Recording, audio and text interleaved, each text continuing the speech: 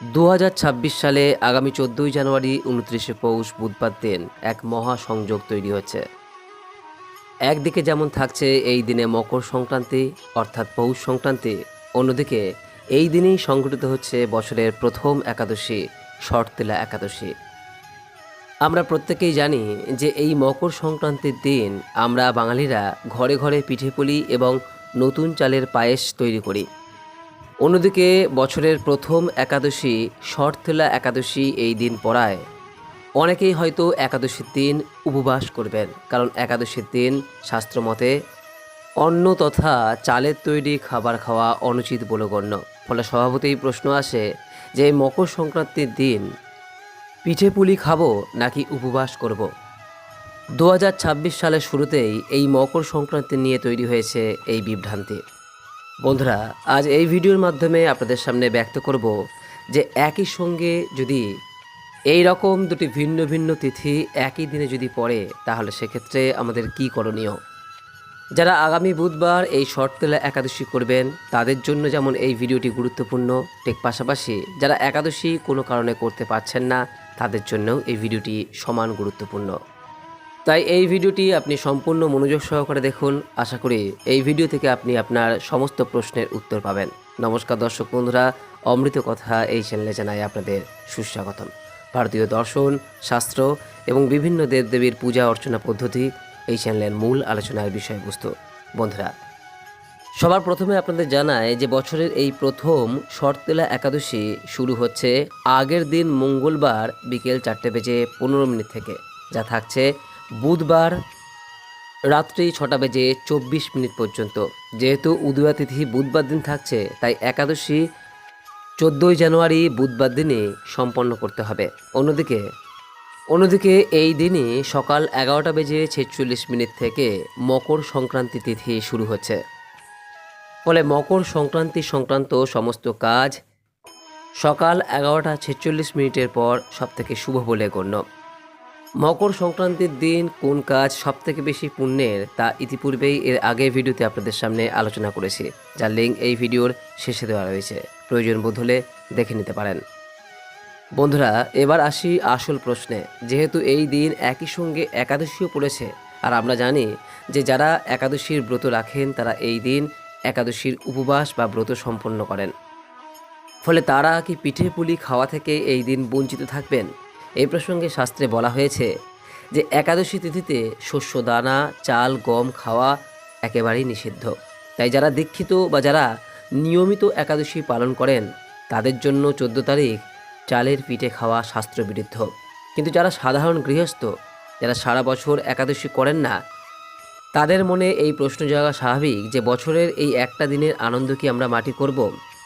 বন্ধুরা, খুব মন দিয়ে শুনুন, এখানে দুটি পথ আছে। প্রথমত, যারা একাদশী ব্রত পালন করেন না, আপনারা যদি 14ই জানুয়ারি বুধবার পিঠেপুলি বা নতুন চালের পায়েস খান, তবে সেটাকে কখনোই কিন্তু পাপ বলে গণ্য করা হবে না, কারণ আপনারা তো ব্রতধারী নন। আপনাদের কুল প্রথা বা পারিবারিক নিয়ম অনুযায়ী আপনারা সংক্রান্তি পালন করতেই পারেন। তবে এখানে একটি কিন্তু আছে। যেহেতু দিনটি বছরের প্রথম একাদশী, আর একাদশী হলো তিথির রাজা, তাই শাস্ত্র মতে এই দিনে অন্ন বা চাল খেলে শরীরে একটু আলস্য বা তমগুণ বেশি কাজ করে এবং পুণ্য ফল কিছুটা হলেও কমে যায়। তাই আমার পরামর্শ হলো, আপনারা যদি পারেন 14 তারিখ দুপুরে চালের খিচুড়ি বা পায়েস ইত্যাদি বর্জন করে সাবুর খিচুড়ি খেয়ে সংক্রান্তি পালন করেন তাহলে সব থেকে ভালো হয়।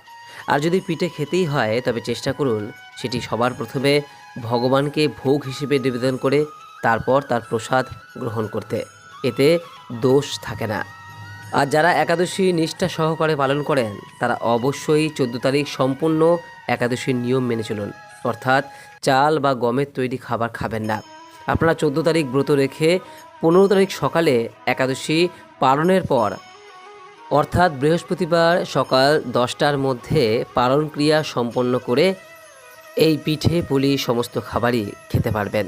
বিশ্বাস করুন, একদিন পরে যদি এই পিঠে পুলি খাওয়া হয় তাহলে তাতে তার স্বাদ কমে না, বরং ভগবানের কৃপায় সেই আনন্দের স্বাদ দ্বিগুণ হয়ে যায়। বন্ধুরা, মকর সংক্রান্তি হলো সূর্যের উৎসব, আর একাদশী হলো শ্রী হরির দিন। 2026 সালে 14ই জানুয়ারি এই দুটো দিন একসাথে মিলে গেছে। এটাকে সমস্যা না ভেবে বরং মহা সুযোগ ভাবুন। আপনি যদি 14 তারিখ লোভ সংবরণ করে চালের পিঠে বা পায়েস না খেয়ে ফল মিষ্টি বা সাবু দিয়ে দিনটা কাটান, তাহলে আপনি একই সাথে দুটি লাভ পাবেন: মকর সংক্রান্তির স্নান দানের পুণ্য এবং একাদশী ব্রত পালনের অশ্বমেধ যজ্ঞের ফল। তাই আমার ব্যক্তিগত অনুরোধ, যারা একাদশী করেন না তারাও চেষ্টা করে দেখুন না। মাত্র তো একটা দিন, 14 তারিখ পিঠের বদলে তিলের নাড়ু ও মোয়া খান, আর 15 তারিখ সকালে জমিয়ে পালনের পর পিঠে পুলি উৎসব করুন। এতে আপনার শরীরও ভালো থাকবে আর মনেরও জোর বাড়বে। খাওয়া দাওয়া যাই হোক না কেন, এই 14 তারিখ বুধবার দিন স্নান ও দানের নিয়ম কিন্তু সবার জন্য এক। আপনি একাদশী করুন বা নাই করুন, এই কাজগুলি কিন্তু অবশ্যই 14 তারিখ বুধবার দিন করবেন। বন্ধুরা, এই দিন যেহেতু শট তুলা একাদশী, শট মানে হলো 6 আর তিলা মানে হলো তিল। পুরাণে বলা হয়েছে এই দিনে তিলের 6 রকম ব্যবহার করলে যমরাজার ভয় থাকে না। আর মজার বিষয় হলো মকর সংক্রান্তিতেও এই তিল দান করার কথা বলা হয়েছে। অর্থাৎ এই বছর 14ই জানুয়ারি বুধবার দিন তিল হলো সবথেকে গুরুত্বপূর্ণ বিষয়। তাই তিলের 6টি ব্যবহার করুন। স্নানের জলে সামান্য তিল মেশান। কিভাবে এই তিল মেশাতে হয় এবং এই তিল স্নান করতে হয় তা পূর্বের ভিডিওতে আলোচনা করা হয়েছে। দ্বিতীয় বিষয় হলো তিল বেটে গায়ে মাখা, যাকে ঊর্ধ্বতন বলা হয়। তৃতীয়ত তিল দিয়ে হোম করা। চতুর্থত তিল মিশ্রিত জল দিয়ে তর্পণ করা। পঞ্চমত তিল দান করা এবং সবশেষে তিল খাওয়া, অর্থাৎ ফলাহারের সাথে এই দিন তিল খাওয়াও অন্যতম কর্তব্য।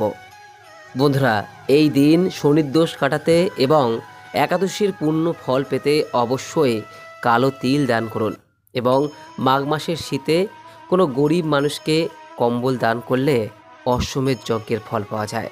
এর পাশাপাশি সূর্যের কৃপা পেতে পারলে আপনি এই দিন গুড় দান করুন। সবশেষে বলি, উৎসব মানে আনন্দ, ভয় নয়।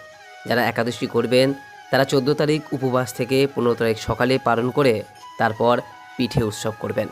আর যারা একাদশী করবেন না তারা 14 তারিখেও পিঠে যেমন খেতে পারেন, তবে তা ভগবানের নাম নিয়ে এবং সাধ্যমতো সংযম রেখে খাওয়াটাই বুদ্ধিমানের কাজ। মনে রাখবেন, ভক্তি হলো আসল।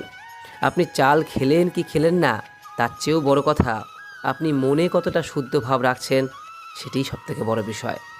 আশা করি এই ভিডিও থেকে আপনার মনের অনেক প্রশ্নের উত্তর পেয়েছেন, অনেক বিভ্রান্তি দূর করতে পেরেছি। ভিডিওটি যদি ভালো লেগে থাকে অনুগ্রহ করে শেয়ার করে সবাইকে সঠিক তথ্য দিন। সবাই ভালো থাকবেন, সুস্থ থাকবেন। দেখা হচ্ছে পরের ভিডিওতে। আজকের মতো ভিডিওটি এখানে শেষ করলাম। নমস্কার, ধন্যবাদ। ঈশ্বর আপনার মঙ্গল করুক।